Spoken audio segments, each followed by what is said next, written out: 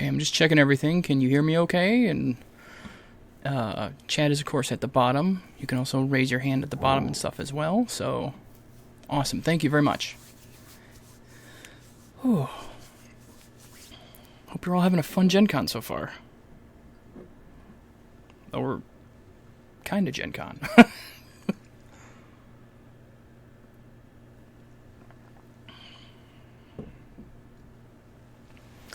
Well, awesome. I'm glad to be your first event. This is my first GenCon panel, so, I mean, a lot of firsts here.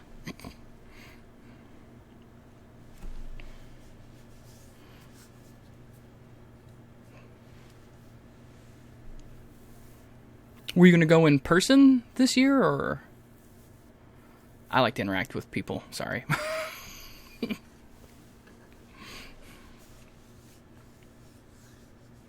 Awesome. Well, it still technically is your third time, just not your third in person, but your third GenCon, so it counts.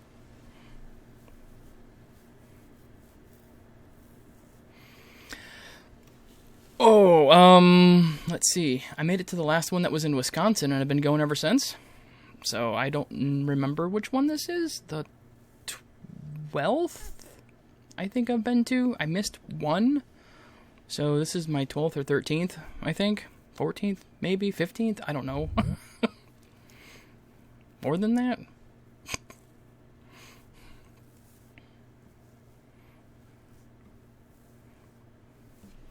Of course, it's really easy for me. I do live in Indiana, so it's a lot easier to get to GenCon.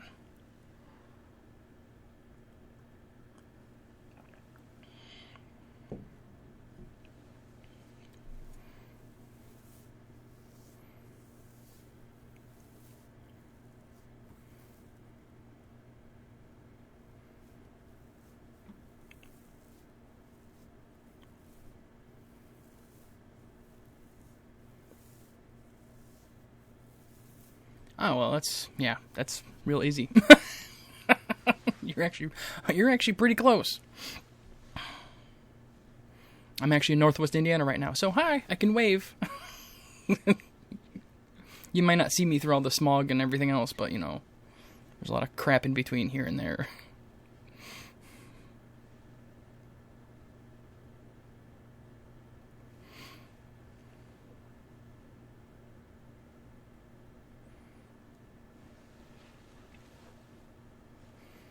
And remember, if anyone has any questions, please, you know, let me know.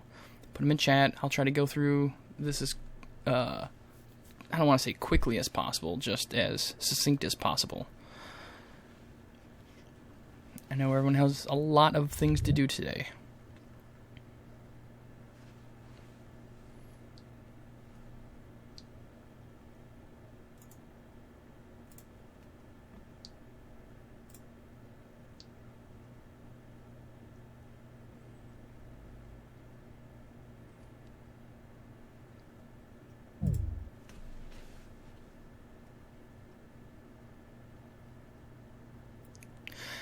Yeah, it's, in comparison, Indianapolis is an extremely, odd city in some ways, too, because there's so many one-way streets, more than I remember being in Chicago, but the trip is through construction every year.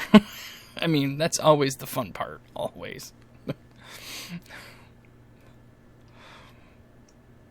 I think until recently, you could even take a train from Chicago. There was an Amtrak that used to run from Chicago to Indianapolis. I don't know if there still is.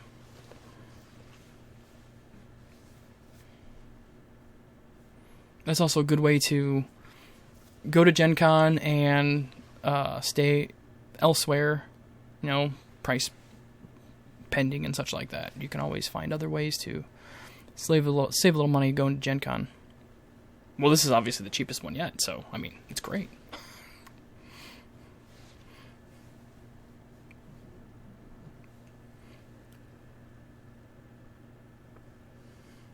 I'm caffeinating up, don't mind me.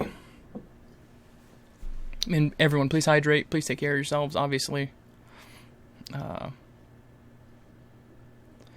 awesome. I was told that the Amtrak was going to be shut down between Chicago and Indianapolis, so I don't know if it had happened yet or not, but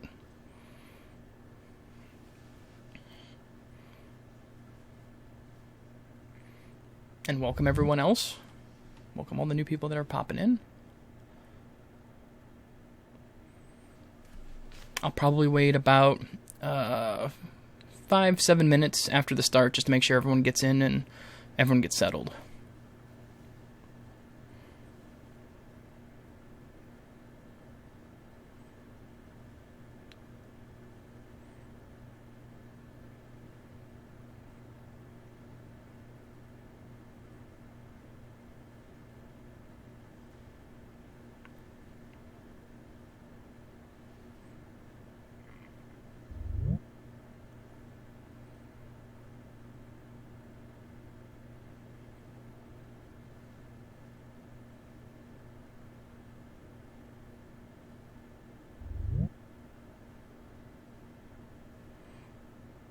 So if you are coming from Chicago, do you ever stop off at that dairy place, the Fair Oaks Farm, on the way?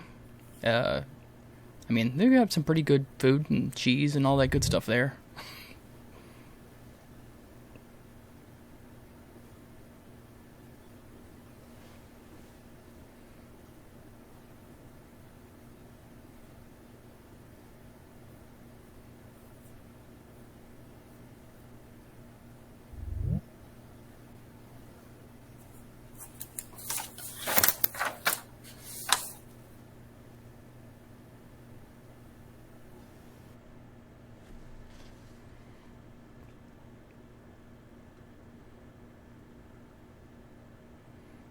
I mean, if you actually wanted to stop between Chicago and Indianapolis, some people don't want to stop. They just want to hit that road and move. And then when you get to Indy, then have other foods and that kind of stuff. So.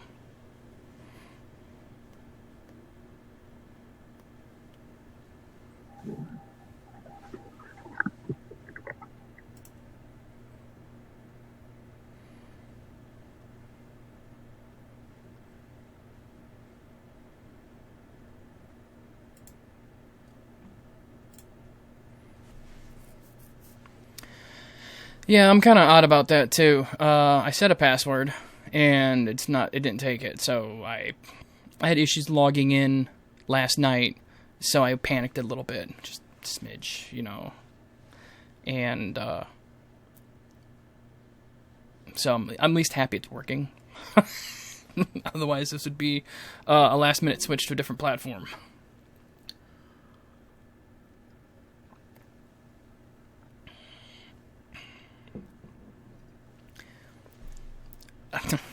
I mean, today could have ended up a really, really, really bad day for me.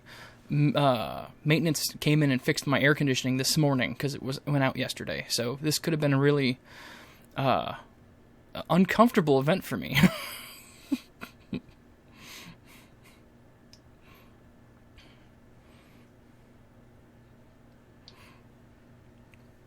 So I'm happy it's all kind of coming together now. Email problems, all the fun stuff.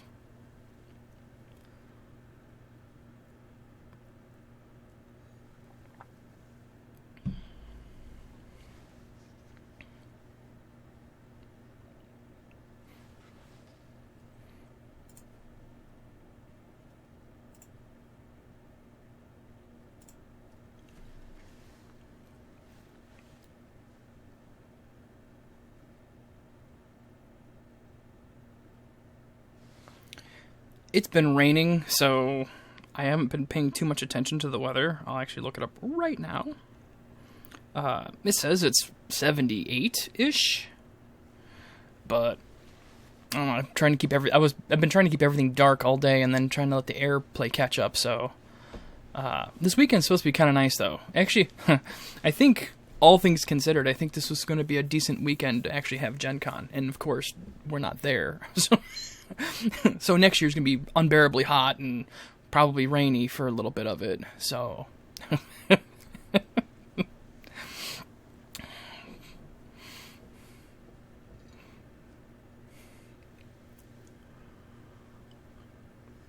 wow, it's actually warmer north than it is south. Not surprised. Love how Great Lakes tend to screw up everything.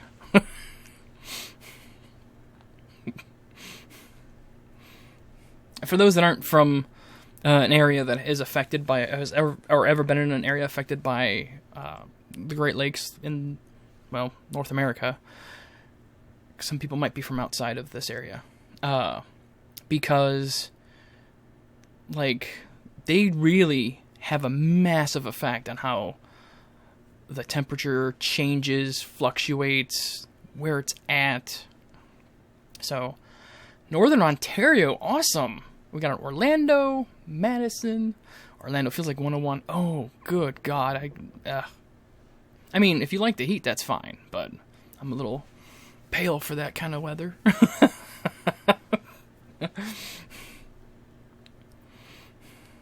But, Nashville, that's not too far. That's a jaunt to Indy if you're gonna make it. Northern Ontario is that's a big trip. So there we go, the UK across the pond. Dinner time even for you.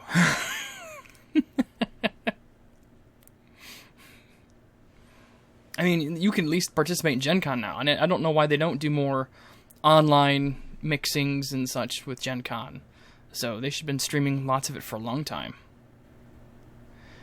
Wow, Israel, 107. Oof, yeah, that's a bit much for me. Hopefully you mean Fahrenheit, not centigrade. Because that would be really bad.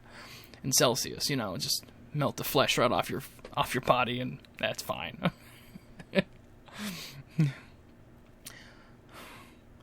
I mean, so one of the wonderful things is you can actually spend time doing a hybrid event, and it's a possibility. I just wish they would have considered it a little bit more in the past. I hope they didn't have to do it this far, obviously, but moving forward, it'd be nice to have, in-person events just like before. I really think conventions as big as GenCon could benefit from a telepresence, like the robots that would go around like the dealer hall and everything, so you can look around and actually participate without being there, so you can, not be claustrophobic while still participating in a convention. But that's an investment. That's going to be a cost. So you're going to obviously have to pay for, tickets for that too, obviously. But it'd be like a telepresence ticket. So, and you wouldn't necessarily be able to control it, but I mean, it would still be really cool. Instead of, because I'd rather do that than have it on a person, because that person's going to get distracted, and robots are for.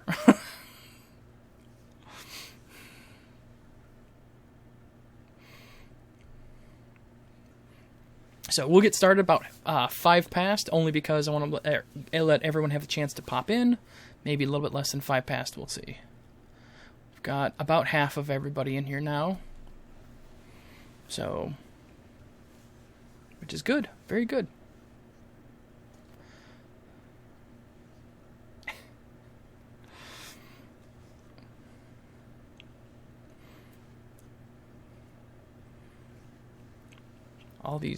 All the temperature talk, man.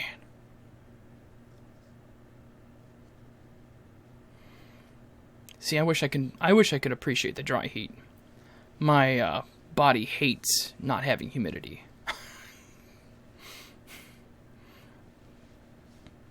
I was destined to be an islander of some kind. A cool, not as much sun islander.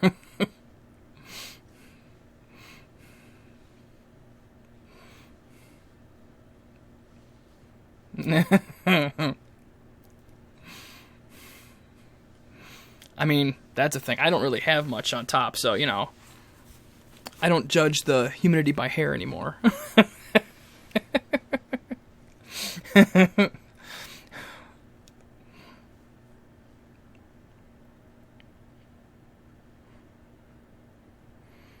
But actually, I wear a hat because it, like right now, the hat's on because I was starting to get a slight headache, and the pressure around it makes the headache kind of go away faster. So, awesome. Well, if I'm gonna GenCon, I gotta nerd out. I got a Star Wars shirt on. My Boba Fett hat going. I've got my GenCon drink on.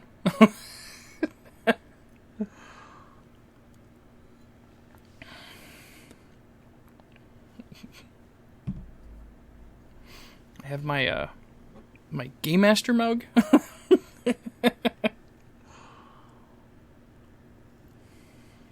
I mean, I try to be prepared for all of that good stuff. I'm not plugging anything. I swear I'm not plugging anything. I'm just nerding out. That's all I'm doing. You know, I do have my badge in case I know. I got my badge to get in. So.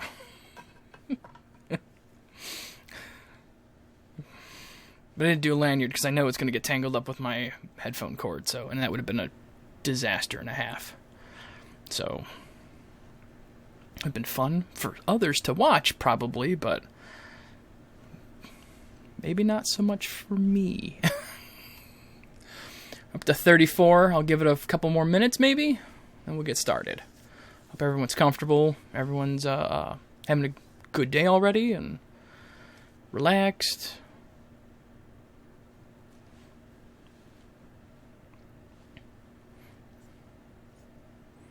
I try not to shamelessly plug anime behind me or anything else like that. Awesome. Plug on. Well, I got all the nerdy stuff. I've got some anime on the back wall. I've got some YouTubers back there. You know, I'm representing Star Wars. I can represent Star Wars a lot. I have my my Sphero R2 handy. I have dice. I just don't want to roll it because it gets loud. So, I think I got my sonic screwdriver on here somewhere too. So, I mean, I can cross platforms too. I can go all, phaser too. So, it really messed things up.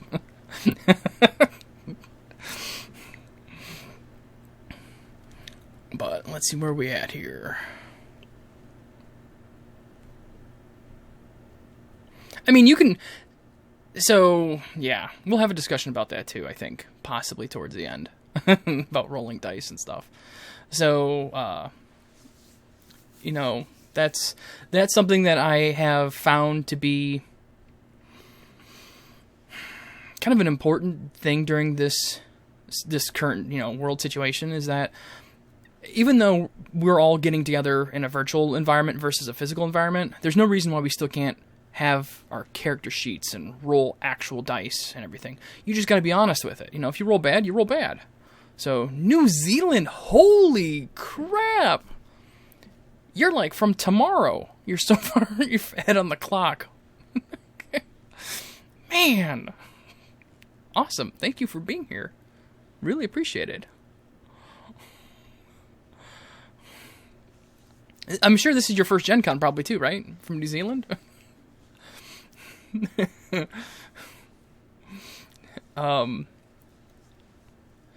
I mean, well, short of just having gold fall out of the sky and not hit you, but you get to pick it up.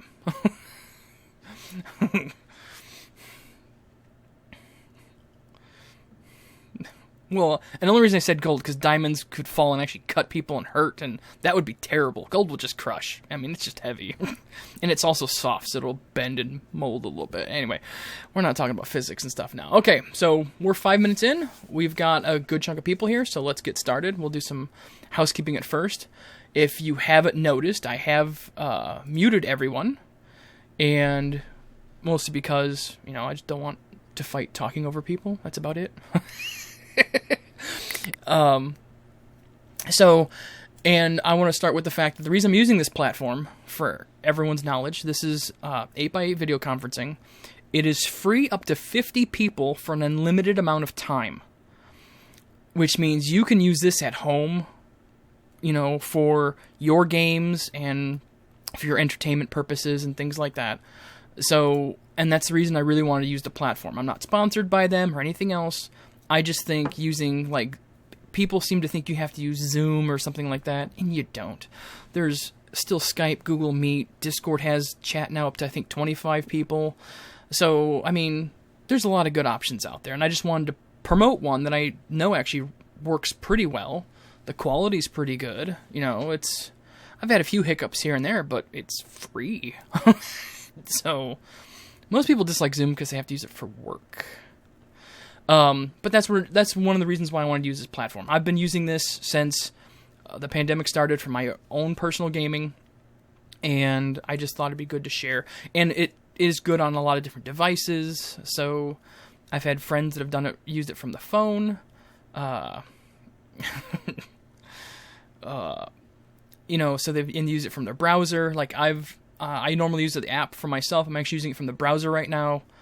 So just because I'm trying something else and doing everything. Now, it doesn't have the same functionality. I can't change my background to something fancy, but I mean, it's free. So, but anyway, we're going to get started here. So, Session 0. Is there anyone that really doesn't know what a Session 0 is? Or does everyone know what a Session 0 is?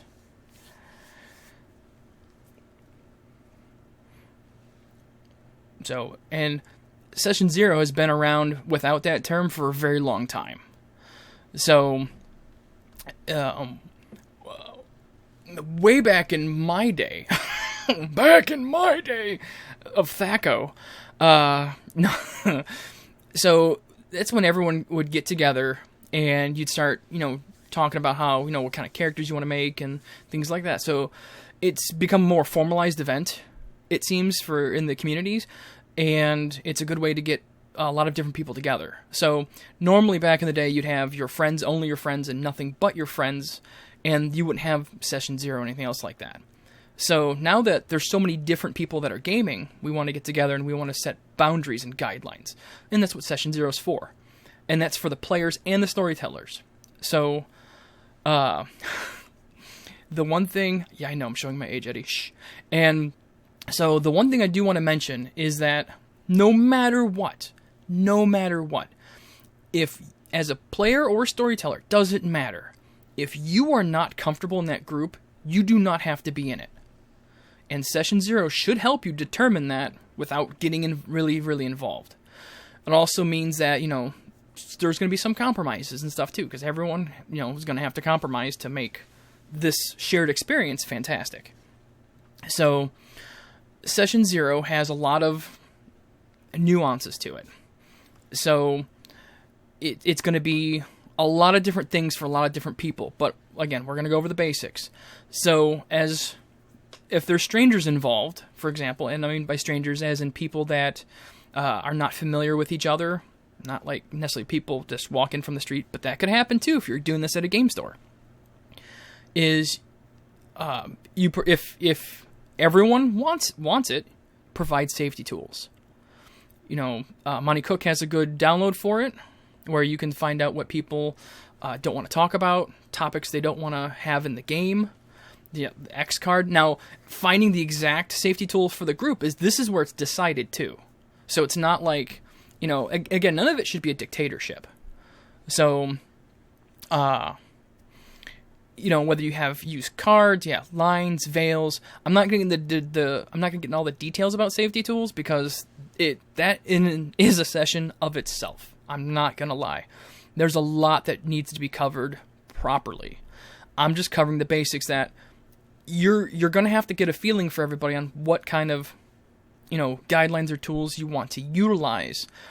Some people are comfortable by just saying, hey, in the middle of the game, just say, can we move on or whatever, and, go. Or, again, playing the different cards, or having different color if you're in chat, if it's virtual. Or to the point where you have a form that you fill out, and you say, these are the topics I'm not willing to budge on at all. These are the things that I don't want to see. These are the things I want to see, things like that. But this is part of the whole, Session 0, where we're going to decide, all of us are going to decide, for example, what kind of game do we want? Do we want it to be rated G, like a movie? PG, PG-13, like, what's our age limit that we want to have for this game? The entire campaign. What's the expectation? And together we set the expectation. Realistically, the storyteller has some power and some control because they have developed a story. But at the same time, again, it's a shared event. It's a symbiotic relationship. So without the players, the storyteller has nobody to tell a story to. And without the storyteller, the players are just sitting on their own. Similar situation. So at the very beginning, with the safety tools, you decide kind of the pace and the structure of the entire campaign. At the very beginning, it's one of the most important things to do is set that overall feel, because you don't want to work on character development, some story pieces, and then find out it's rated G and you're like, I just made an assassin. I don't know how this is going to work in a G-rated story. And you got to work on those details first. So everyone sits down and sets expectations. That'll be the first thing that everyone should do. So you set your expectations. So you set the rating of the story, of the campaign. And everyone should agree on it. 100% should agree on it. And there could be times that, hey, we're going to do mostly PG-13, but because I might have some horror elements at some point, it might push into R. Or I'm going to have some lighthearted comedy that's actually going to take it down a notch. So, you can't have it, you don't have to have it like, it's always going to be PG-13. It's always going to be like TV-14, or whatever it is. It's always going to be, teen content. Nobody can really guarantee that, and everyone's mood changes from session to session, and storytelling changes as well. But again, it's setting an expectation. So you want to set an expectation at the table amongst everybody on where you want the overall campaign to go. The story, however, and then that's one of the expectations. So 2, there's going to be an expectation of respect and trust, in the sense that we're going to use an example of time. Everyone knows what, you set your schedule. So everyone's going to discuss the schedule. Everyone's going to discuss, this is our best time to game. This is our best time. We're going to set a schedule. As respect for everyone else that's going to be at the table, if you are going to possibly be late, you should tell everybody. No matter what. Because that just shows respect. And then it's something that seems to be lost in a lot of cases, because some people just kind of show up late. It's like, that's rude. And, or don't show up at all. And then oh, I missed it. I'm sorry. And, sure, life happens. That's understandable. Especially with people with, for example, kids. Or a career that has them just, I gotta go do my, like a firefighter. I gotta go to work. I'm sorry, I don't have a choice. Something's on fire. I gotta take off. Or doctor or whatever it might be. Paramedic. And so you have to be able to have that flexibility to be able to say, hey, look, I could be late, because then the storyteller can go, ooh, well, that part I had for you in tonight's game, I'm going to sidestep it, and I have time to plan for that. And also the players then also know, for example, if it was an in-person type game, let's say the person that's not going to show up or be late was the ride, because carpooling is a thing, or was supposed to pick up the snacks or the drinks, whatever it might be. Then it's oh, shoot, we need to plan for something else. So, and that level of respect will make everybody more comfortable at the table, because you're never going to sit there and go, I don't know if that guy's going to be there today, or I don't know if she's going to pick up this, or, and it's a level, it seems small, but it's a level of concern that you don't want to deal with, I don't want to deal with. So, out of the gate, you set your schedule, you set that expectation for respect at your table. For everybody. That goes across for everybody. If you're not in a good headspace, you're having a really bad day, tell them, hey, I'm not having a good day. Maybe we can have a combat day, that we just run around and kill mobs or something, monsters of some kind, or whatever it might be. Or, you know what? I really can't do the violence today. Can we have some dialogue, some storytelling, Can we have more of that? Because I can't deal with the stress of combat, or whatever it might be. It's too close to something I've experienced today, or, and that's important. That's really important for everyone to understand at the table. And you don't have to get into details. Just say, you know what? I'm just not feeling it today. I'm either, can we do something else? Or even at that point, maybe I shouldn't show up today. Whatever it takes. And then as a player or storyteller, you shouldn't be like, well, well, that person's not showing up again. I can't understand. No, it's respect. So that's kind of the second most important thing, in my opinion, besides setting the expectations for the entire campaign, and then you set the expectations as the person in the game. So that's something that I think a lot of people have missed, and it's also true for one-shots, conventions, all that stuff. At the very beginning, you set the expectation for the game, even if it's a 3-hour game, and then you set the expectation as a person. I hope you have your paper, your dice, your whatever, you're ready to play. You're ready to go. That kind of stuff. So you have your game first, your people, everyone at the table, and then you can start working on all of the nitty-gritty after that. So, and also the expectation, this is another thing, of the gathering. So this goes with the people still too. Like, some people, gaming is an extremely social event. So it turns into we're going to have a meal, we're going to get together, we're going to hang out for 6 hours and game for 3 of it. That's what we do. And other people just we want to get the game on, we want to get through it, and then we're going to go home and do our own thing, whatever it might be. And that's another expectation, you set at the very beginning. So you set, again, how the campaign's going to go, how the people are going to, understand, how everyone at the table is going to understand, and then the actual setting of the game itself. Not the campaign, but of the game table, let's put it that way. So those are the 3 first things you do. So, and again, just when to set the campaign expectation, you talk about things like, this is going to be this setting. We're going to use example, since, people are Star Wars fans. We're going to use Star Wars as an example. Star Wars is a very racist setting because, the Empire doesn't like non-humans. It's xenophobic, but it's still, kind of a racist thing. There's slavery involved. There is rights because droids aren't considered people. There's a lot of things inherently built into the setting that some people are not going to be comfortable with. But you set those expectations at the very beginning because you said, this is going to be my setting, this is what's going to be in the setting, and, especially if you're using a setting that already exists. So if you're using somebody else's IP, that's easy. I'm going to be using Forgotten Realms. I'm going to be using, Night City. I'm going to be using, Seattle, if you're Shadowrun. So there's all these different things that you can pull out of the box, and right away people are going to be like, yes or no, and then, so you set, that's part of your expectations as well, as when you set the campaign, you set the proper setting. If you're using an IP, obviously if you're using an IP, that's going to be easy for other people then to go, I can look that up. I haven't ever seen Star Wars. I know, blasphemy. But, and they can say, what, this is what, the setting's going to be about. So already if there's going to be certain things in it or not going to be in it. So now let's talk about, watching my time.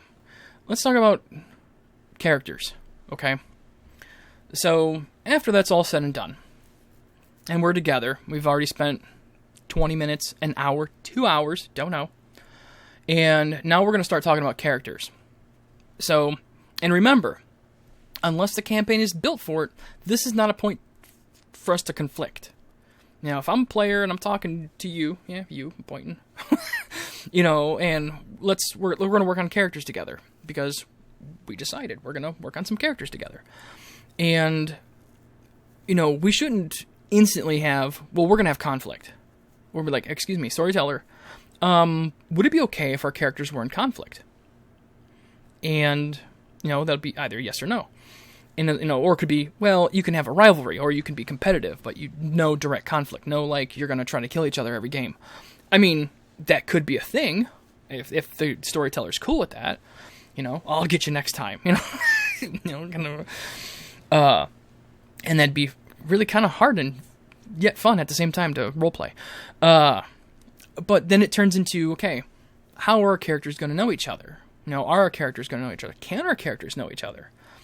And then, you know, now that you know the setting, the GM has, or the storyteller has laid down the setting, you know, the expectations, and made the appropriate changes based on, you know, people's safety tools and other things.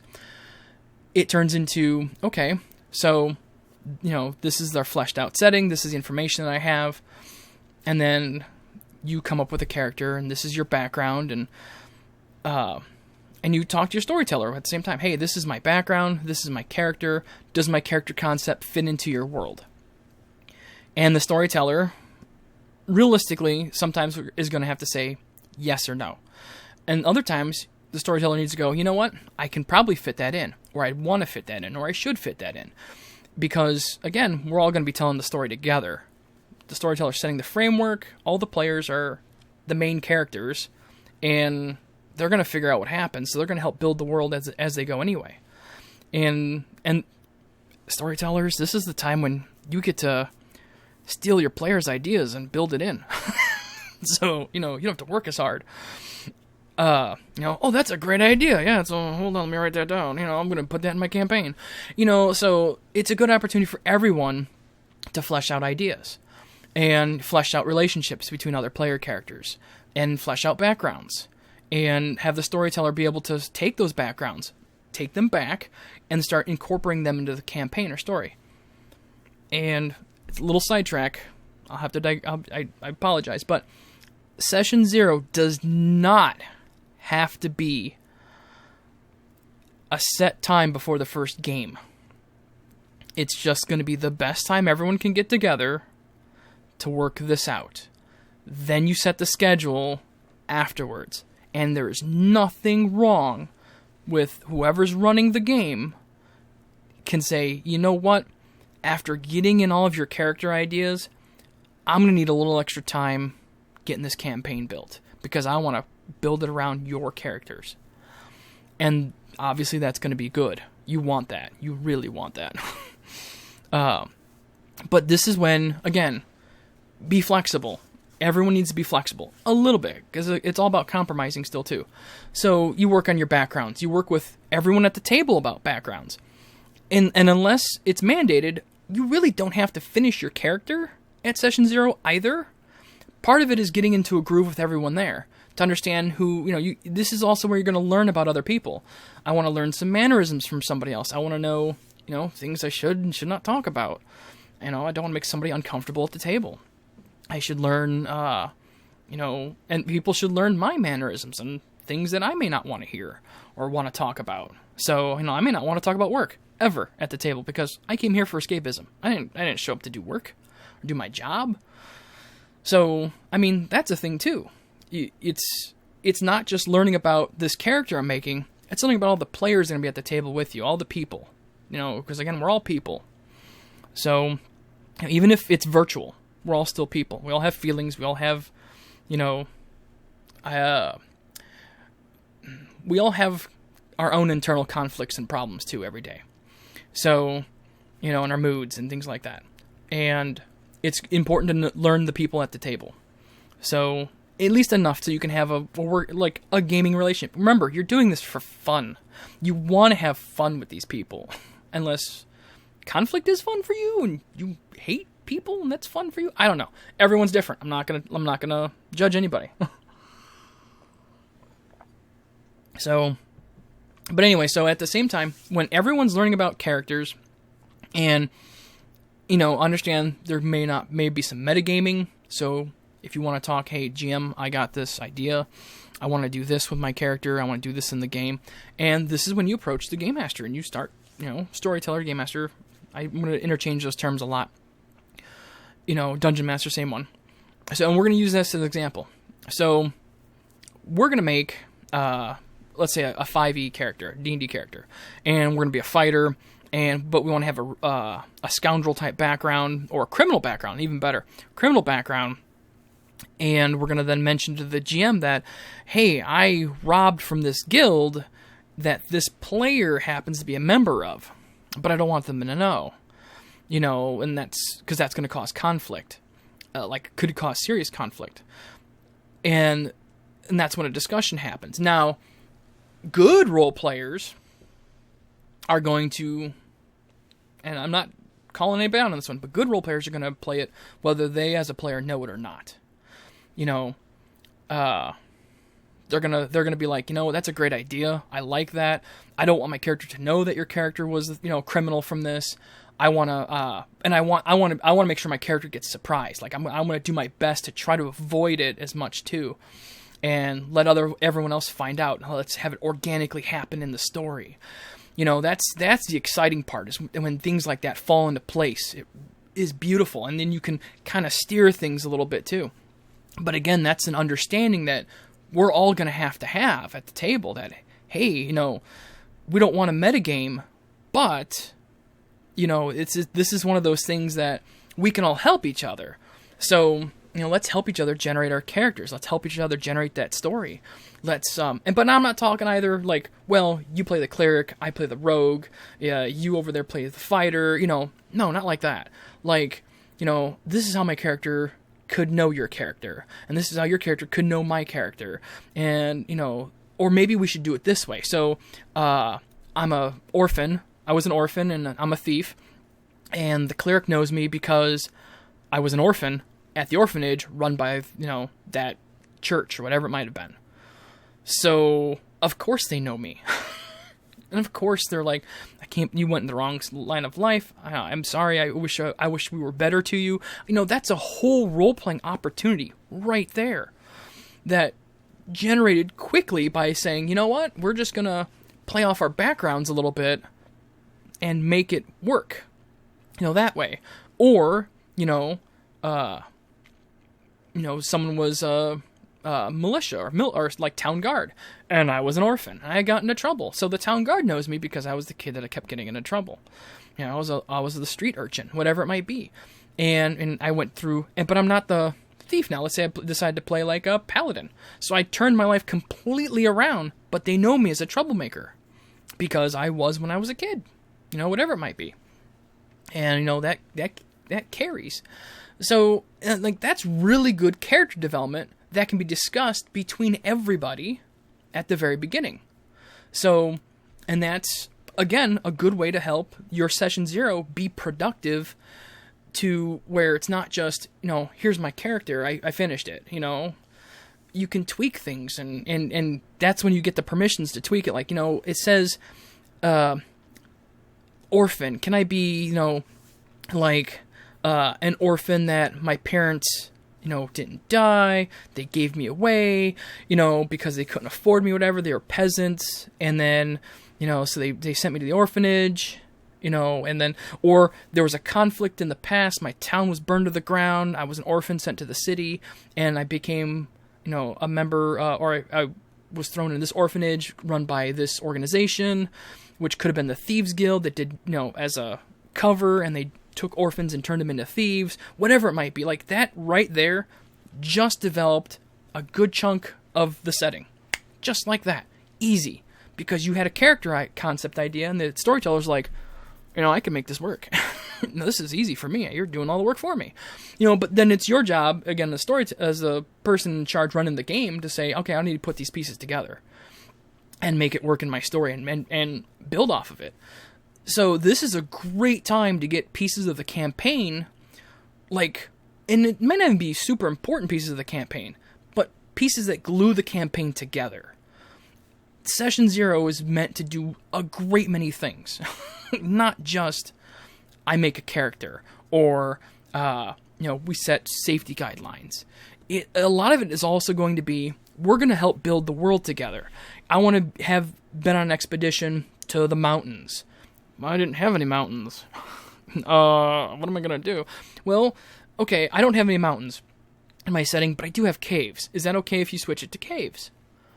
Well, okay. Mountain climbing. Okay, I can change my gear from mountaineering stuff to spelunking. I could do that. I can change some skills around. Yeah, that could work. You know, we're having these conversations, and we're making changes on the fly, but, you know, finding that happy medium, finding that middle ground.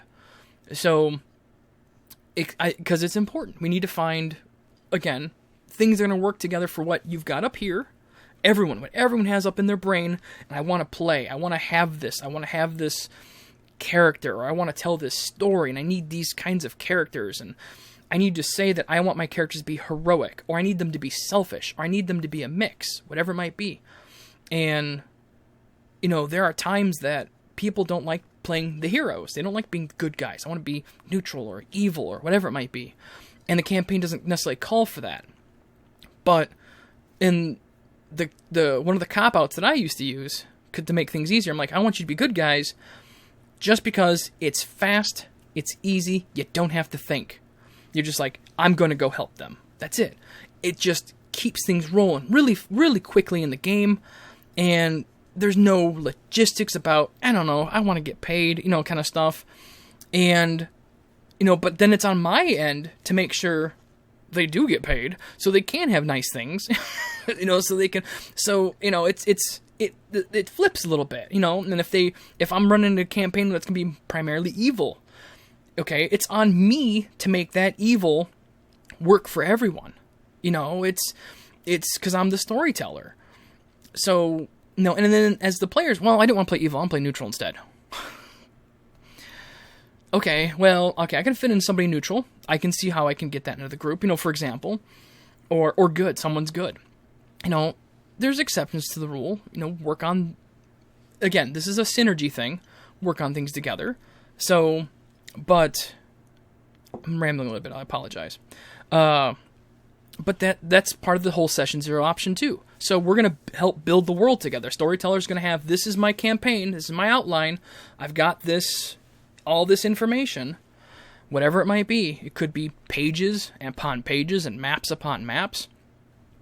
And the players are going to need to know a little bit of that so they can make their characters fit in. At the same time, the storyteller's going to have to, again, that's a really good idea. I like that idea. I gotta change my game a little bit.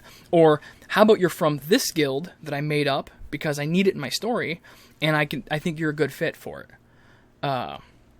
And that's part of your, getting together and getting that done. Any quick questions yet? I seem to be going a little quick sometimes.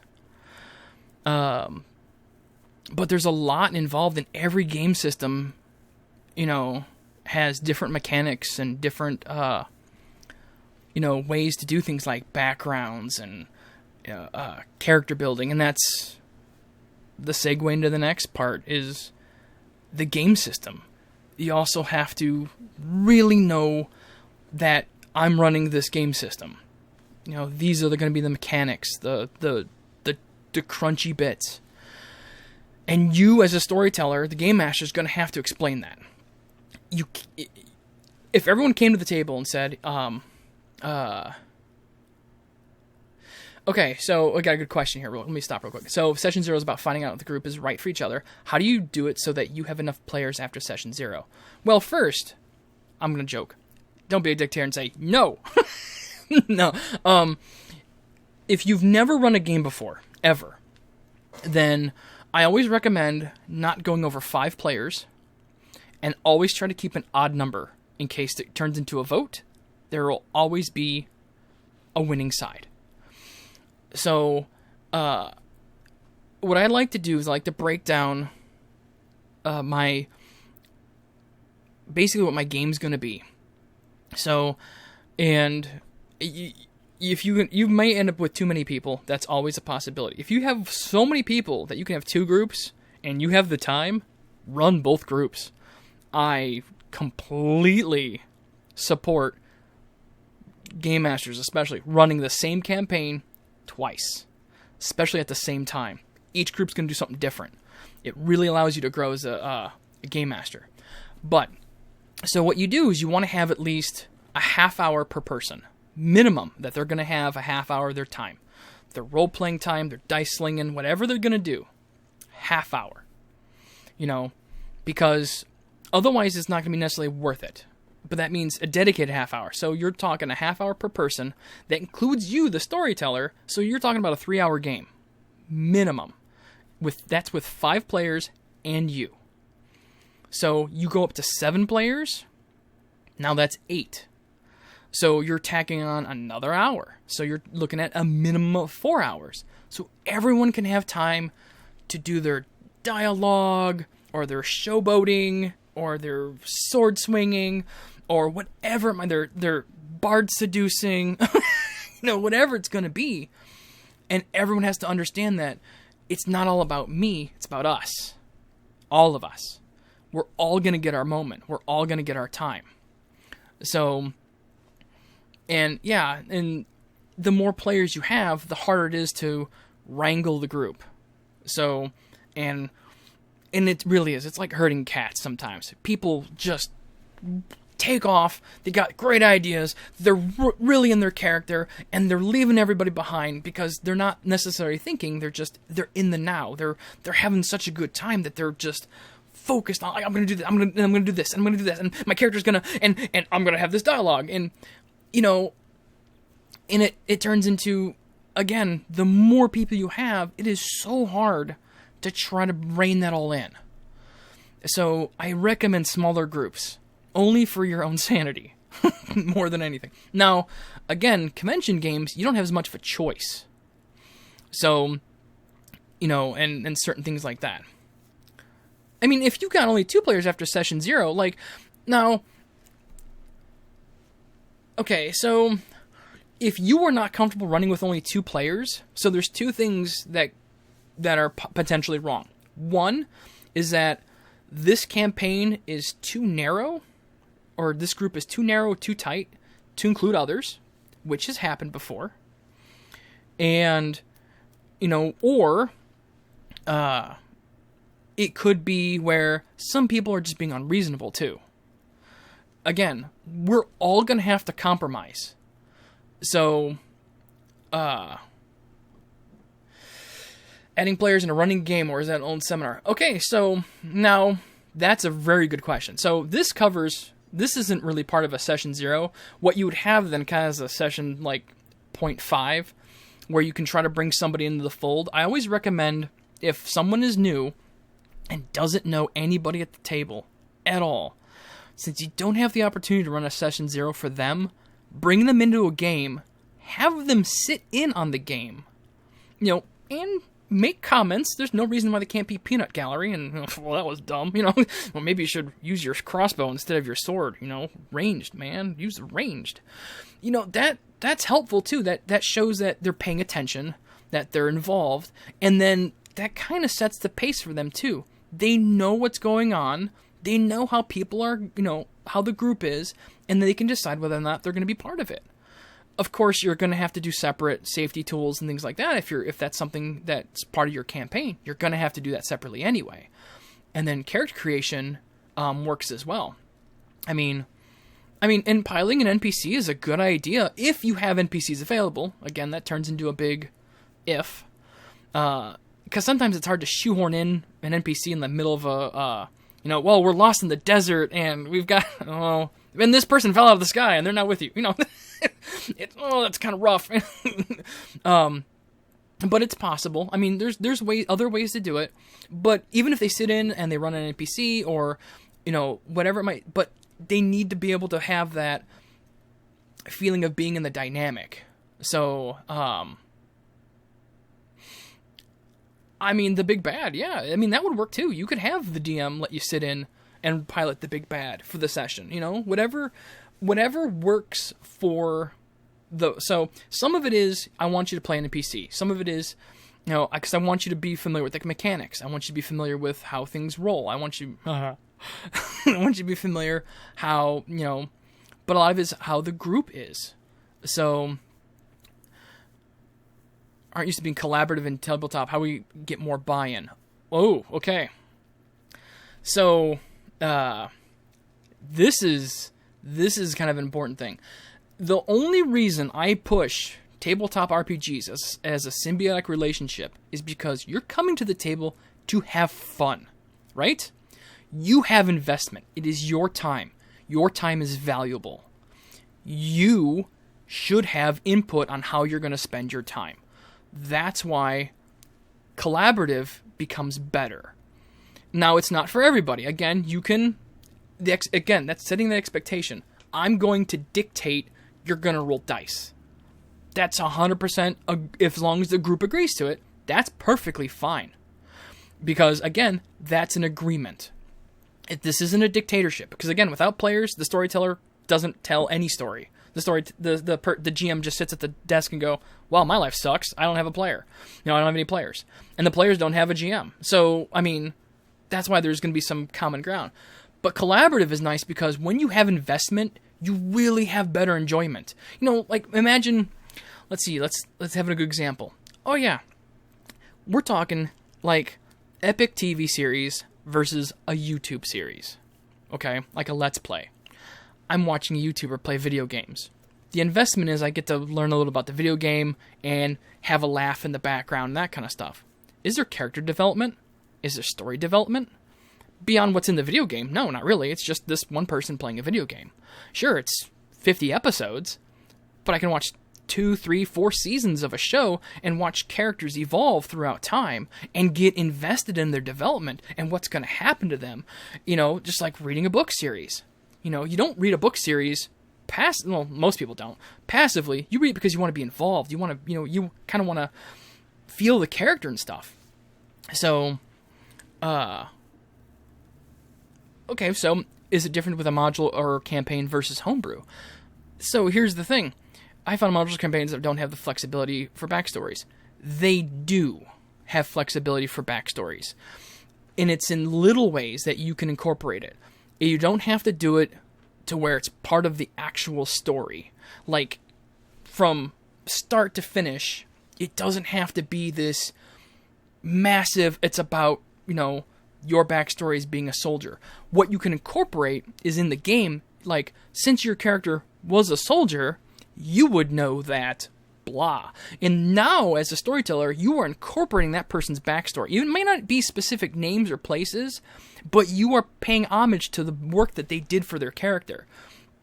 Since your character was an orphan, since your character was an alkalite, early on, your character would be familiar with this process, or this procedure, or this cost, whatever it might be, or these people.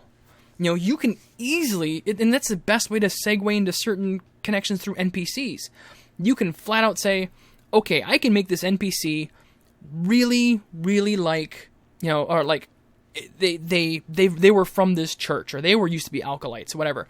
Boom, right away, you have that connection that you can say, oh, you've noticed that the habits that they have with setting the table is like you used to do when you were an alkalite. And boom, then you start getting into that segue of I have a connection to these NPCs. It doesn't have to be written in the module for that, specifically. You can make it happen. You can make little things like that happen. Read the NPCs that are in the module. Find a connection that you can put with your different characters. And some of them give you that. Would you personally do anything differently with completely new players who haven't played D&D before? Well, okay, so yeah, make the module own. You make everything your own. No matter what. This is your own. If you're going to run a module and it's going to be lifeless, you might as well play a video game. I'm not going to lie.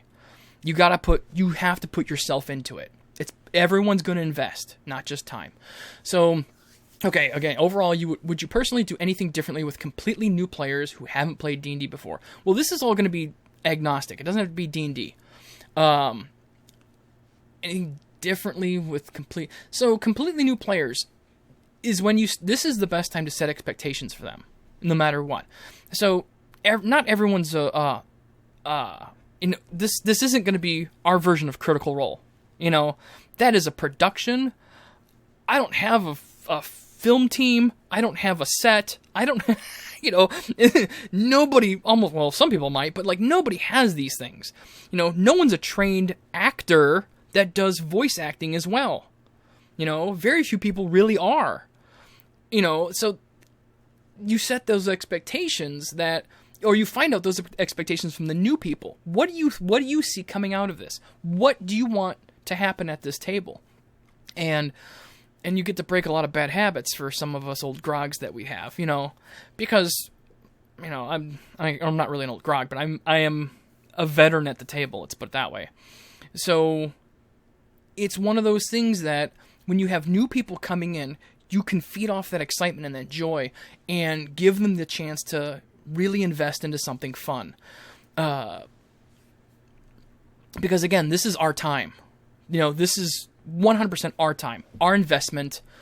This is something we want to do. We want to have fun. We want to tell a good story. We want to be part of something epic, because the real world sucks right now.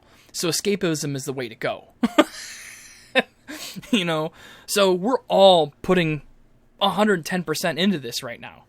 So if people are brand new to the game, walk them through the steps. Hey, what do you want out of this?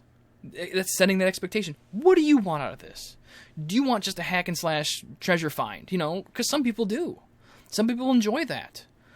I personally don't like running it, only because it gets bogged down and dialogue is hilarious and meaningful. I mean, it can be hilarious too. And that's part of setting that expectation. That's, again, the step one of doing a successful session 0. Everyone needs to bring to the table, this is, okay, it's like reading a book, watching a show, or anything else for the first time. This is where I want it to be. This is where I think it's going to be. I want it to be in the middle. I want to have that happen. Whether it's a new movie or anything else you don't know, very little about. I want to be this. I think it could be this. And if I end up at this, I don't want to be part of it. So everyone wants to keep it in this level of where I think it's going to be to where I want it's going to be. Now, if you're pessimistic, it's going to be the worst thing ever. And don't be pessimistic. Have that, I want to have this level of fun. I really want it to be this level of fun. And come to the table with that and tell everyone, this is what you want. This is what you expect. This is what you want to be part of. And then everyone at the table is going to say the same, not the exact same thing, but they're going to say, this is what I expect. This is what I want to be part of. And then that's where people meld together. Now everyone's going to meld together. It's not going to happen. You're going to have people that aren't going to work together. That's just life. We're not all going to be friends. We're not all going to get along all the time. There's even times where I haven't been friends with people, yet we can have a great game because we have those expectations of each other of what we're going to do. And then I won't see that person again until the next game. I won't even talk to them until the next game. And that's a possibility. But, and it's not just Dungeons and Dragons. Don't forget, there's a lot of other games out there too. So, and maybe D&D isn't the game for you. Maybe as the storyteller, you're the one wanting to run D&D, but everyone else is like, you know what? I really want to be, we really want to do this more like, we want to be vampires or something, and it's World of Darkness. I mean, that's a possibility. You may not be prepared for it and go, hey, you know what? I'm not really prepared for it. I don't think I should do this. That's your expectation, see? Like, I don't know, D&D's not, I do D&D, or I do, Pathfinder, or I do, there's so many different settings out there. So, thanks for coming out, Corey. Run to your next event. And this is a good place if those are, you have other events to go to. Feel free, take off, go to your events. You can message me later if you have any questions or want any more information. Or if you want to, you can stick around for a little bit. Everyone needs to have time to get up, walk around, take a drink. And I've been taking a drink a lot because I've been talking a lot. So, thanks for coming out. I hope you walk away with something useful here. And again, I can do this I can even do one-on-one, really. But if you have more questions, just let me know. If you have that email address, that would be the easiest way to do it. Let me pop that up real fast and copy that over in chat here, because it'd be easier to do it that way in chat, wouldn't it? Copy email address. So, oh, you stupid web stuff. Go away. There we go. I wanted to add extra garbage to it when I was copying and pasting. So, but feel free you can either email me. I'm on Discord and stuff like that too, but we can talk about that later. That's fine. So, but definitely thanks for coming out for those that got to take off. and enjoy your next event. And you're welcome. Thank you. I appreciate it. Appreciate helping everybody. Hope you walk away with something useful. Don't hate me for it. Because I ramble too much.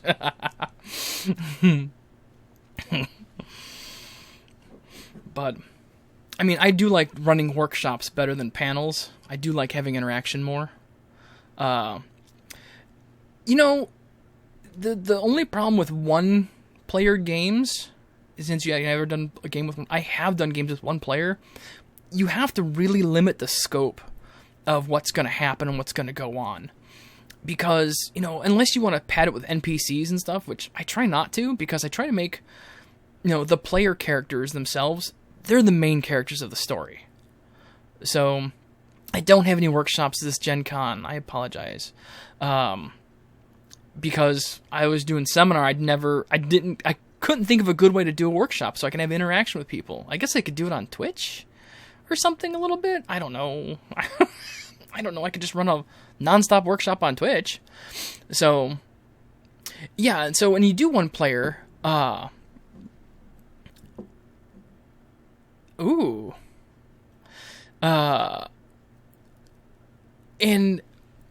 like the nice thing about having that one player it is a lot of investment as a storyteller, because you have to carry more of the world and story with you. And because I like to have my players really help tell the story for me. I'm a lazy GM. If they want to develop the world for me more, awesome. That's less work for me. You know, I can adapt quickly. That's why. Again, that goes back to that investment. But having one person that fits on their shoulders the entire investment for the player side, that's a lot of work, and it's also a lot of work for the storyteller to cover everything that one player isn't doing, or isn't talking about, or doesn't have the ideas. Because that's the only limitation I see with one-player games a lot, is that there's a lot of not good ideas all the time because you're looking at one person's perspective only. And it's always good to have... I always like to have my games with about 3 people at the least. So, and it is good to have guest stars. You're right. And that is a lot of fun, too. Okay, so... First, how much playing should you come with at Session 0? How much of the world should you know about? Well, here's the thing. Real fast on that one. How much work do you want to do? I mean, that's really what it boils down to. How much work? What you have to be ready for is you should know where the story is about going to go. You need an outline. You don't have to develop the entire world, because this is where everyone working together is going to help develop it with you. So it's easier to write something instead of erasing it and writing it over. In my mind, do it once, don't do it twice. So, or more. And it goes with the single player one too. With one player, you're going to have to do the same thing. And what you have to do is, you have to have, room for people to grow and people to change and people to have in your setting, no matter what it is. So, and if you do something in advance and then someone's like, well, nobody wants to be a fighter. Well, crap. I had this huge thing where fighting was going to be, like, I had an arena, there's going to be a big fighting thing, and I wanted fighters, and everyone's a bard. Oh my god, what am I going to do? And your whole thing is going to fall apart if you've set things in stone. So you need to be adaptive, and it could be a lot more fun to have a bunch of bards. I mean, what are you going to do? Have competitions seducing the bad guys? I mean, that could be a fun thing. Of course, I'm playing stereotypes here. But, I mean, you could have a pile of dead bards when it's all done. But that's the same thing. Again, that sets the expectation. You just need to know where you want the story to stop and the story to end. Like, think of it as, we'll go back to that Star Wars reference. Not episode 1, A New Hope started with a farm boy turning into a hero. That's literally it. There's nothing else. It is from farm boy to hero. And that's your goal. That's your story goal. That's it. Lord of the Rings. We find the ring, we throw it into Mordor. Start, finish. Done. Okay, that's what you need to know. That's what you need to know. How it's going to happen Well, you can kind of set out, a dusting of where things are going to be approximately. Game mastering is a completely different topic on how to make things to be adaptive and such like that. So what you need to have is enough that you can help everybody generate a character and tell them, this is going to be a high fantasy drama comedy. I'm just throwing those together. But you have to be able to say that at session 0. That's what you want it to be. This is my expectation of what I want the campaign to be. And then everyone else, yes or no, or that, it doesn't matter. But that's what you need to be ready for as a game master. Is you need to be ready for, if there's any major questions about the world, like, are there mountains? I had a setting where there was no dragonborn at all, a D&D session, or a campaign. No dragonborn, no dragons of any kind. And people were like, well, why? I'm like, that's my setting. Just leave it at that. That's my setting. There's a story reason behind it, and I explained the story reason, and everyone was on board with it. But it's one of those things that was my expectation. That was my setting information. Everything else I kind of made a little bit on the fly because I needed to know where people kind of wanted their characters to be from.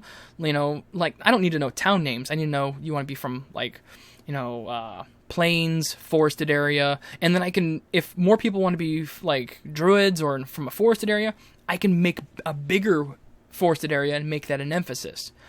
Because again, I'm a lazy GM. I don't want to sit there and develop it and go, well, this map sucks because nobody wants to be from the tundra, and I've got this huge section of tundra that, whatever. It had towns and cities, and everyone wants to be tropical. Well, that's a crappy map. I'm going to start over. I let my players help control part of the storytelling because, again, or development, because then I don't have to. I already have to make up all the other NPCs. I have to make up a lot of the story arcs. I got to make up all these other things. I mean, if they're willing to do the legwork for me, they need to have an idea. Okay, so now let's go back to the players. Yeah, let's go to the player side. What should they have? They need to know kind of what they want to play. Do I want to play in only basics? Like, really, some of it they may not know until they hear the setting, but a couple of things that you're going to know right away is how your character's going to want to act. Do I want to be aggressive, not aggressive? Do I want to be a talker? You tend to know your character's gender or range or whatever at the very beginning because it's your mind. You're going to picture that. You kind of have the idea of kind of what you want to play in that sense. Race, kind of the same thing. Sometimes race. But you kind of need to know how you want to play the character. You don't have to know the details of the character. You don't have to know the exact, I want to be this, 3-foot, 2-inch dwarf with blonde hair, only a 13-inch beard instead of a 16-inch beard, and, with a glass eye, and then I come to my session 0. No, you don't need to know that. You just don't need to know that. But if you're like, I read in your bio, 2 glass eyes. Well, yeah, they could be magical. That's totally still a thing. So, and that's the thing too. You might say, what, I really don't want to play this kind of character now that I heard what the setting's going to be like. I want to change.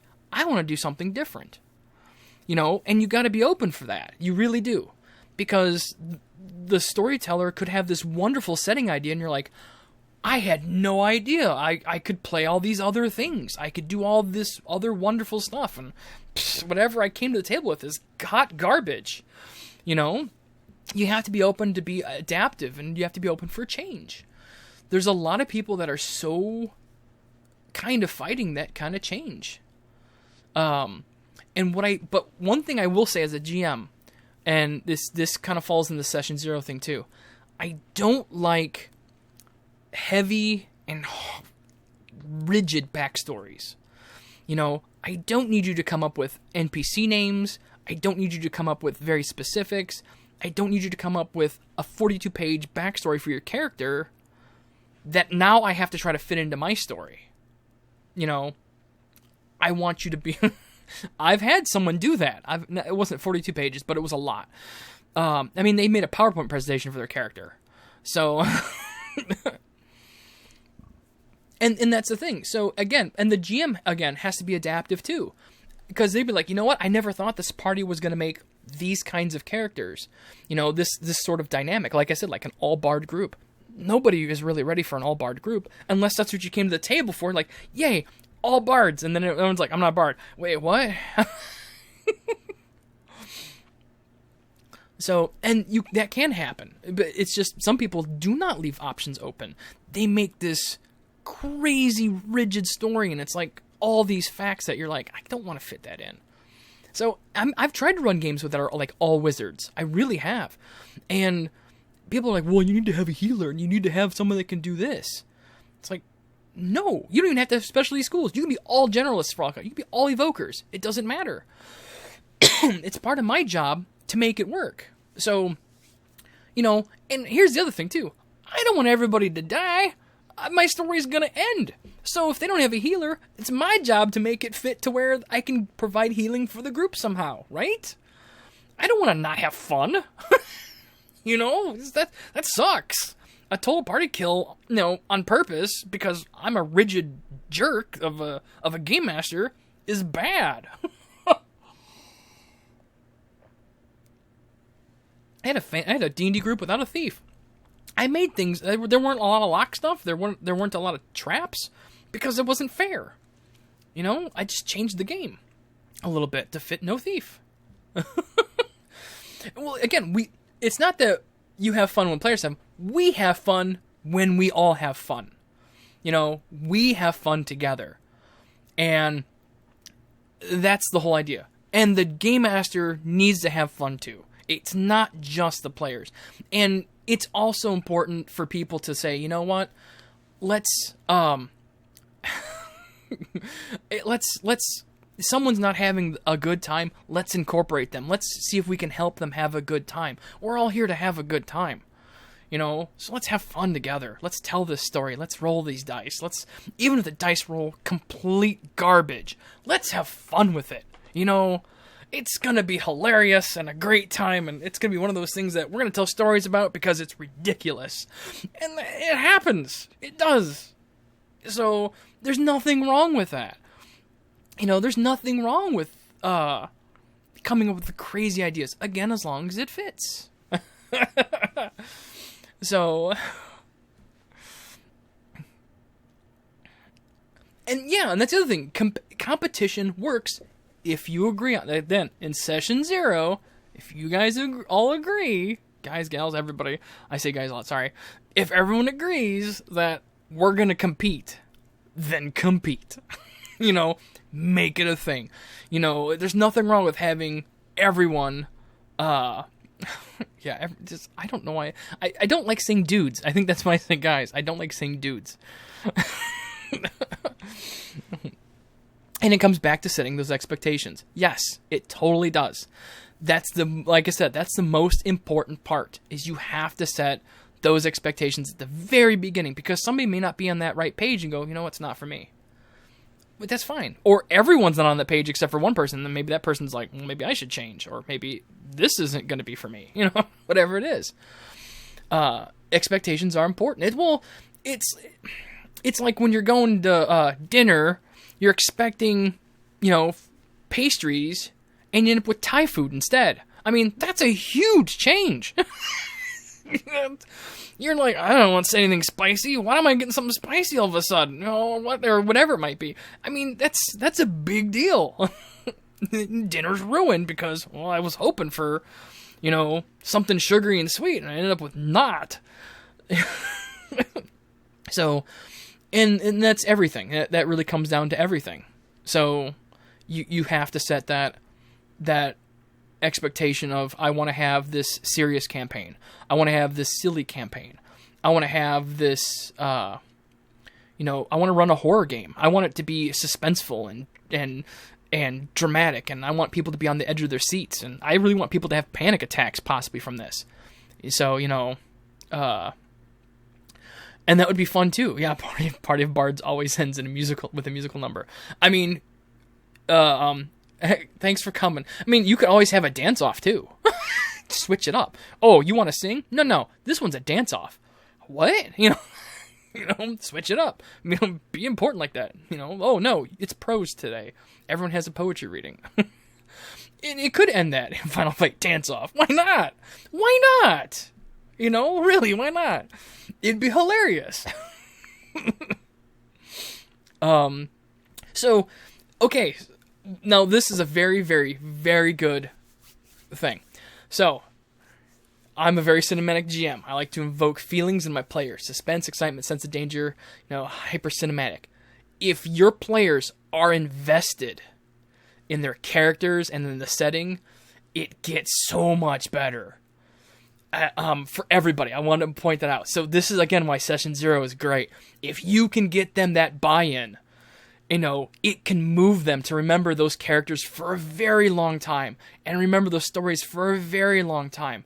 And it's like going back to a good friend and thinking about your character, because once you get that investment, that buy-in, everything else becomes a deeper impact. Everyone is, even the GM is like, I don't want this to happen to this character now, but it's going to be so epic, and how they respond and what happens, and will the dice roll appropriately? Everyone's going to be in on it. And it's so amazing. So, yeah, it's really important for everyone to invest into the game, because you get all those really good feelings, and you get all those really good events and sensations, and, it's amazing. So, yeah, that's why I'm more of a cooperative person. I kind of want to have everyone involved, because it really does promote, again, that and it helps in the escapism, too. So, when everyone's invested on it. So, have a good con for everyone. Everyone's taking off and stuff like that. It's great. Well, and that's the thing. That's why I don't like doing like dungeon crawls and, and just big fights and stuff, because that's a video game. You don't want to have good dialogue. Like, I literally got to one point in a campaign, I beat my party with dialogue. I've never done it since. I've only done it once, but it was epic and amazing, because I beat him with dialogue. And it was great. It didn't matter my dice rolls. Nobody else. It didn't matter their dice rolls. It was just banter back and forth, and they felt it. They really felt it. And it had an impact, and it was amazing. And it has to line up, don't get me wrong. But when you have people that are invested in their characters, it really hits harder when tragedy happens, or when they've done something that could be interpreted as wrong. And they're supposed to be the good guy. Oh, that's amazing. But you're not going to get that out of a dungeon crawl where you're just going to smash heads and open up chests. It's not quite the same,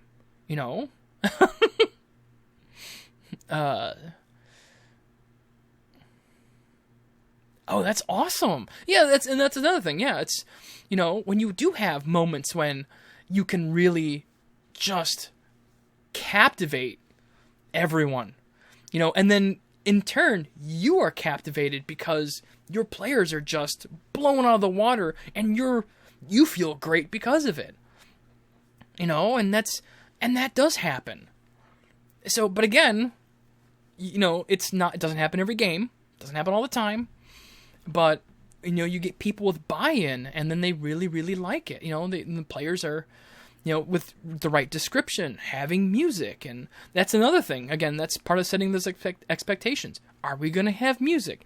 Do we want to use miniatures, maps, all that good stuff? So, thanks for coming out. Have a good con, yes. Which I even forgot to mention that part. Whether rolling dice, digital dice, that's all setting those expectations. That's super important. So, but yeah, it's just, it's just so much. Yeah, there's so much to do. Also, you can't cover everything in one seminar, really, either, for all the possibilities for different Session 0. So, it's not just the I do have problems with people fudging dice rolls when it's not digital dice. And that is one issue I've got to deal with for my group. But especially now, just having that tactile touch and rolling dice and stuff and the sound, I mean, it's important. It really is important to people. It's something that it's more involved than just sitting and pressing a button or clicking on the mouse, because then it does kind of feel more like a video game, So it's good to have your dice out in front of you and your character in front of you, and still like you're in person. Like you're still going to do that in person thing. Well,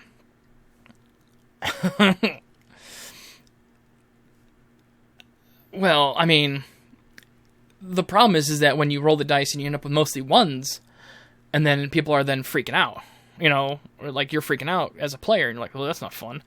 But, I mean, you know what? I really don't roll dice that often. Like a ton of dice, but everyone's a little bit different.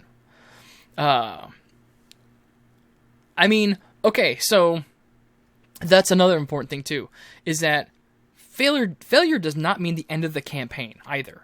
And that's another, again, expectation. Players failing. Now, this is the thing that I love to explain. It's like real life. If you were to fail at something, yeah, you just gotta pick up and keep going.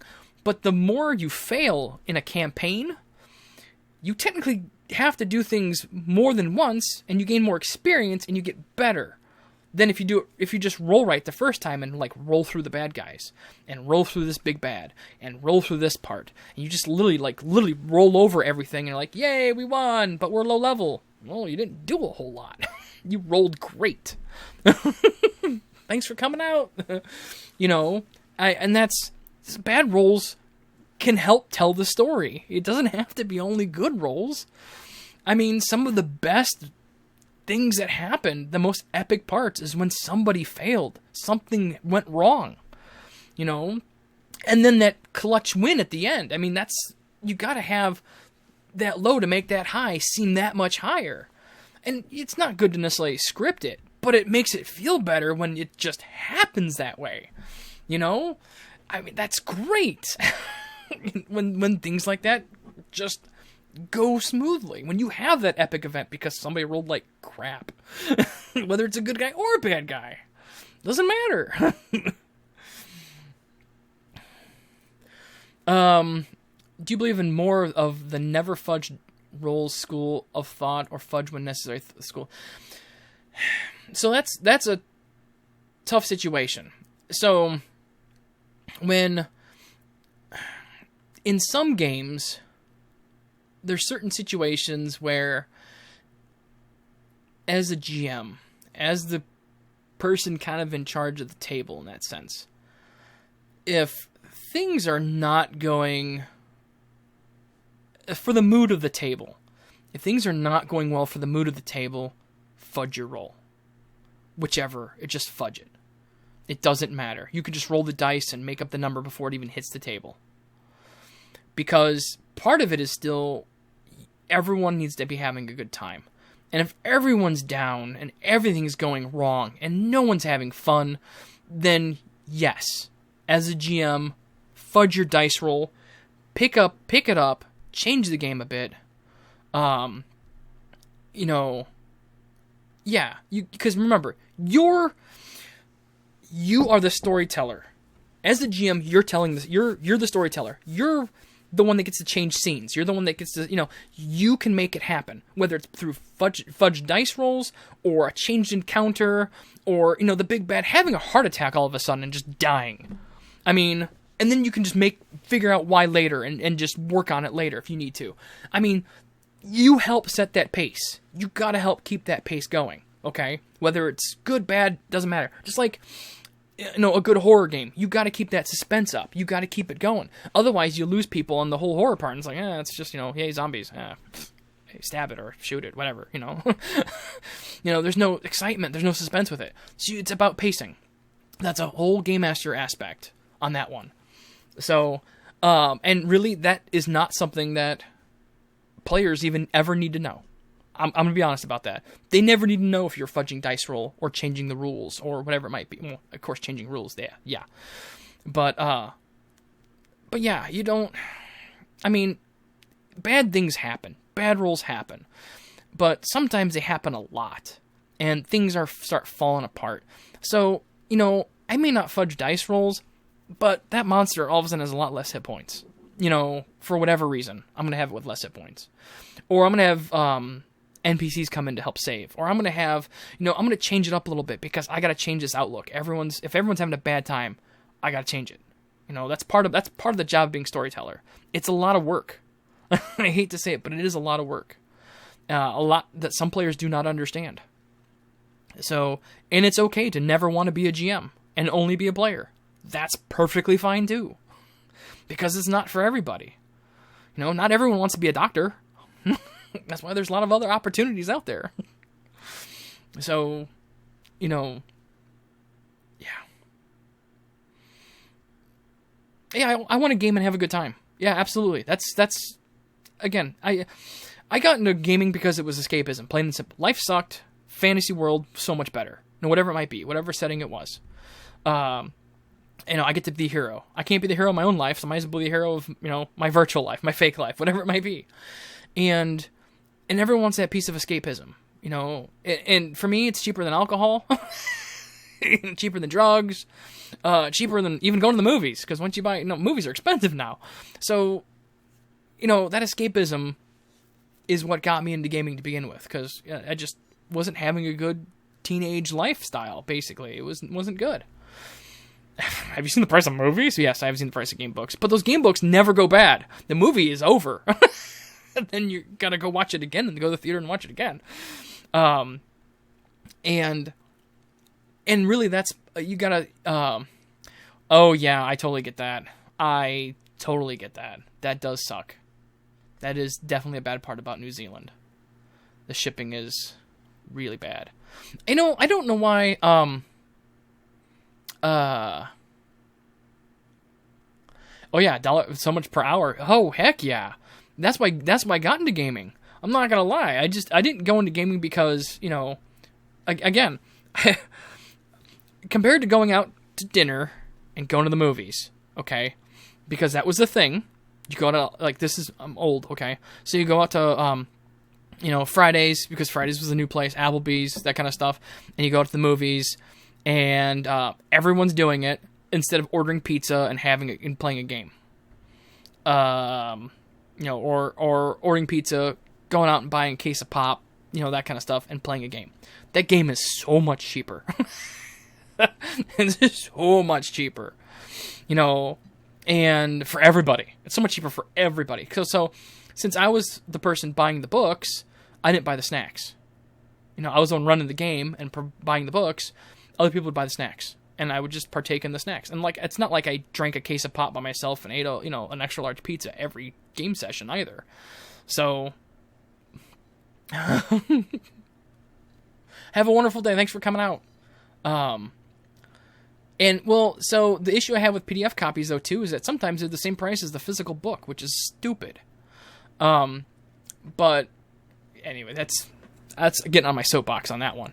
But gaming turned into my form of escapism, yeah, because, it's hard to keep all those copies in a virtual space. It costs money for that. Not. I'm an IT person. I know how much money it costs. Which is nice. I appreciate Pathfinder for it. But all these other, like Amazon, when you can order the book through Kindle or the physical copy and the physical copy is cheaper, come on. That's a load of crap. Sorry, I'm very passionate about that, but what would be nice, I got an idea for you, in New Zealand, start a new company, start a print-on-demand office, and so people can bring in their PDFs and you print it for them. I mean, make a little money on the side and, and you can get your fix. I mean, I hate to say it, but from the movie, Robots, see a need, fill a need. That's what you do. It's in gaming has a lot of needs still. There's a lot of things missing. day in and day out, and there's no right or wrong way to run a game, and there's no right or wrong way to be a player, it's, and people don't know this, I actually, and this is going to sound terrible. I had a friend who I told him I was going to be doing this panel, and he's an old grog, not going to lie. And he even said, why do people need to know about Session Zero? That's dumb. I'm like, because a lot of people don't understand the terminology. They don't understand the expectations. This gaming has become this super small niche community that refuse to leave, their friend's basement or game store. And even in the same game store, people didn't trust other gamers, other people that weren't part of their group and stuff. And I'm not kidding. That is definitely a thing. So now, so many people want to try this gaming thing. Nobody was ready for this. Like, how do you run a game? How do you be a player? How do you set the camp? Like, all these how-to things. And we're like, well, we did it this way. But that was because it was a very small niche community before of nerds that, we were passionate about our fantasy life, whatever it might be. So, and it's amazing how it's now changed, but it's really kind of been complicated. The growing pains have been really hard. Companies have come and gone, and, the market's been all over the place, and piracy's been rampant, and there's just so much going on. Now, and we're not talking just piracy of digital copies. People have been printing minis. Why buy the mini? I can print it myself. I mean, it's insane. This everything, and the industry is not ready for any of it. They never expected this kind of change and this explosion, and then now economic downturn and everything that goes with it. It's just mind-boggling. So, I've been a gamer for over 20 years. I've seen a lot of changes. I've seen a lot of growth. I've seen a lot of bad things happen too. So, I can't say I'm proud of it all, but it's amazing how it's reached so many people now. And it's become, a thing. It used to not be just, you play games, nerd, because I got that a lot when I was younger. So, and now it's like, well, I've obviously grew up in the wrong time.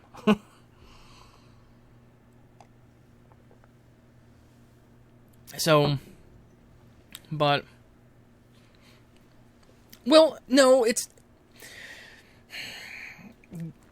not, I don't think it's generational, because my grandparents got me into board and card gaming, where I was playing euchre and rummy and, crazy board games that I haven't seen since. Not just like Monopoly and Life and stuff like that. It was really a diverse, options when I was younger, and I loved it. Well, see, nobody plays euchre. I know. Or pinochle. How about that one? And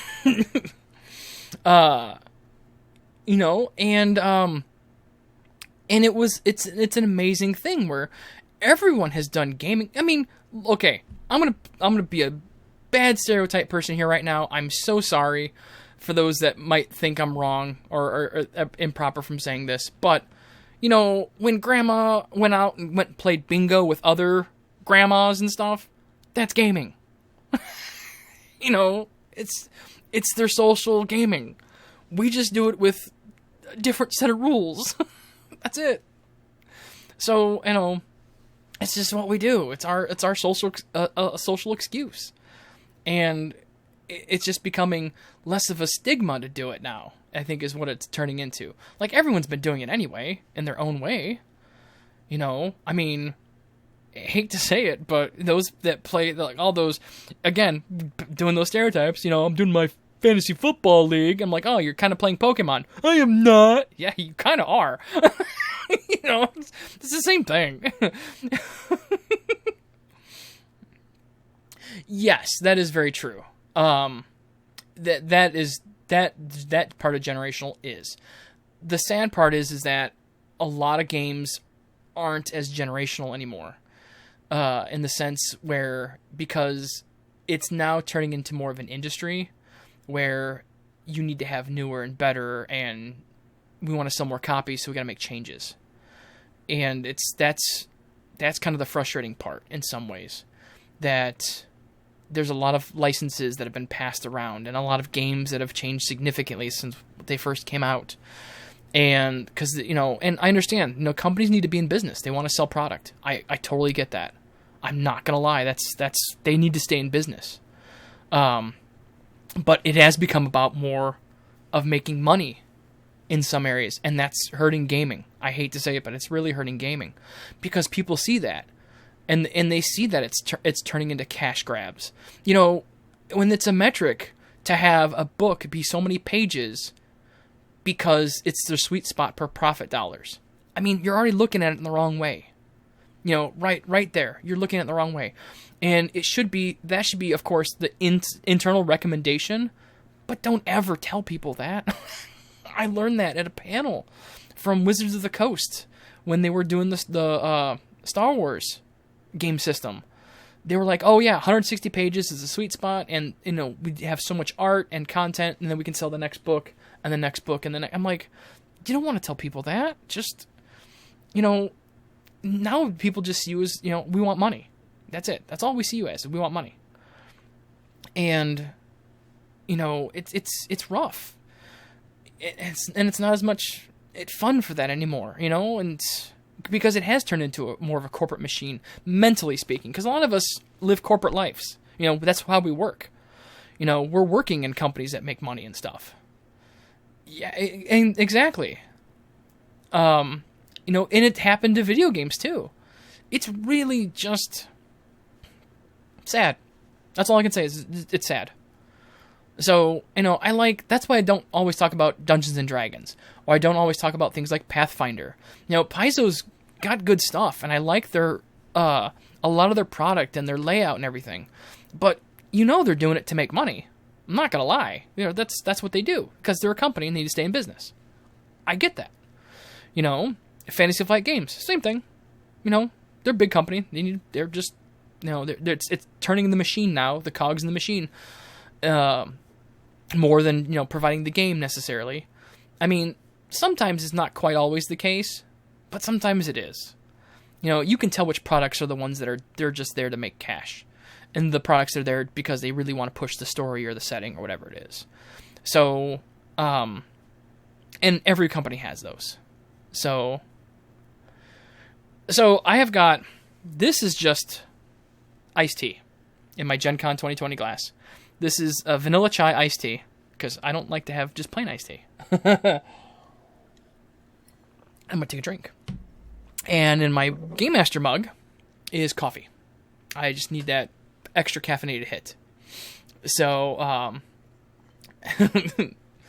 and, I mean, if everyone wants to know where you can get these mugs from and, everything, I can just message me. I'll let you know. So thanks for coming out. I will end this now. And, and if you guys if any want to reach out and we want to do a workshop or something, please let me know. I don't have a problem with that. I just got to schedule it. That's what it boils down to. So, we just got to, the scheduling is always the fun part. So have a great time at GenCon. Have a wonderful convention, and thank you for coming out to my panel. It really meant a lot to me. So this is my first big panel. Yay! I hope to do it again next year. I hope to do some GM ones next year. So, but I'll see you all around GenCon. Bye, everybody.